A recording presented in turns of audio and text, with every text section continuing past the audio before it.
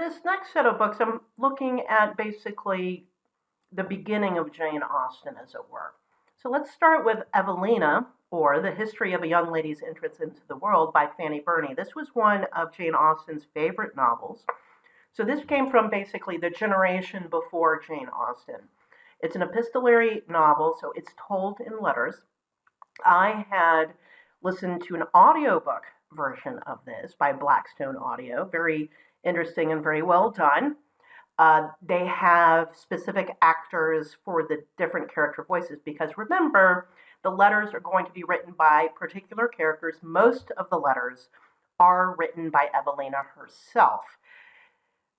The thing is, I do need to remind people, if you follow me on Goodreads, that I seem to be a very harsh rater of books, and to a certain extent I am.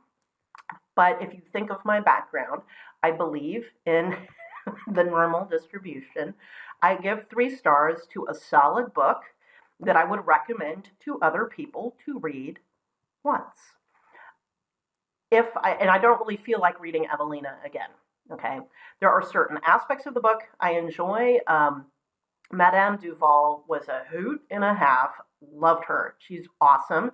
Mrs. Selwyn was a good character, but we didn't get very much of her.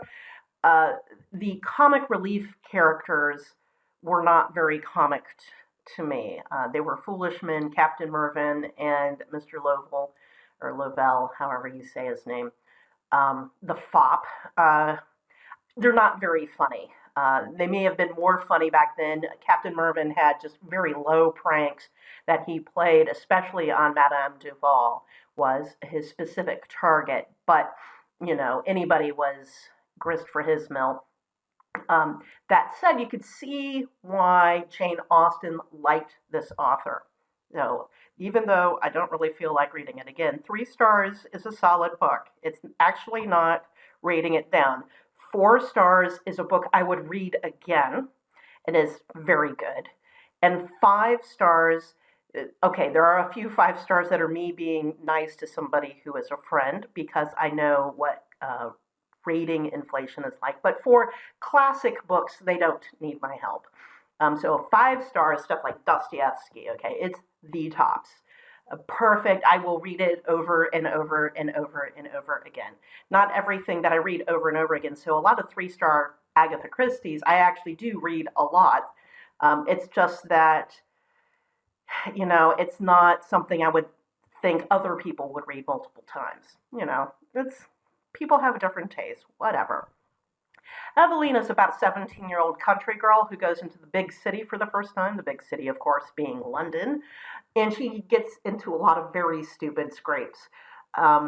If you want an idea of what patriarchy really is like, you can get a taste from here because of how Evelina is expected to behave, and she doesn't really do anything all that bad. What is surprising to us, if you really think through it, is that she's writing some of this stuff in a letter to a man who is her guardian that, and I mean, he's an older man. She sees him as her father. He brought her up, but she tells quite a bit of stuff to him that we wouldn't expect a teenager to tell parents now because it's, private. And even in a patriarchal situation, you don't really expect her to disclose some of this stuff. That said, you see that how men behave. If you want to consider rape culture, it's not necessarily even rape, but harassment culture. We don't have it, and not in the U.S. at least, not in most of U.S. society. There may be subcultures where the level of harassment of unattended females is considered, women are feel free game under certain situations. And Evelina, of course, keeps finding herself in those situations because she's a ninny in many respects. So this is partly why she keeps making the same mistake over and over again. Yes, I understand she's young and foolish, but she's also supposed to be somewhat intelligent, and she does show that. from time to time. Why she would keep making the same mistakes?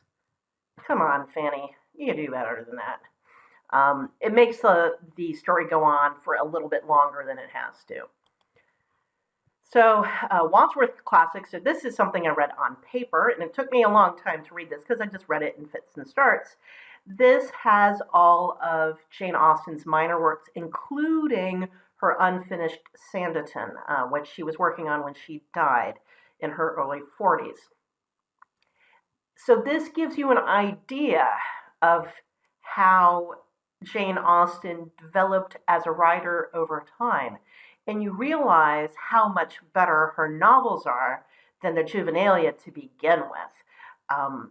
It's pretty crude satires, it's broad farces, they're in jokes with her family. So it's good to know. Let's see, I gave it 3 stars. Yeah, this is not for rereading. It gives an idea of her liveliness, but only a few of the pieces in the book are worthy reading. Lady Susan is really good. That was turned into a movie called, what was it called? Something Love and Friendship, which is one of her scraps, but the movie was actually based on Lady Susan.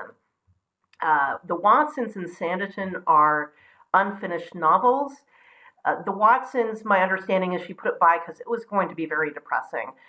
Sanditon, though, as far as she got, it probably would have been her funniest novel if only she had lived to finish it. There is someone in the 20th century who finished the novel, and I thought it was a decent finishing up, but it wasn't as sharp, of course, as Austen herself would have made it.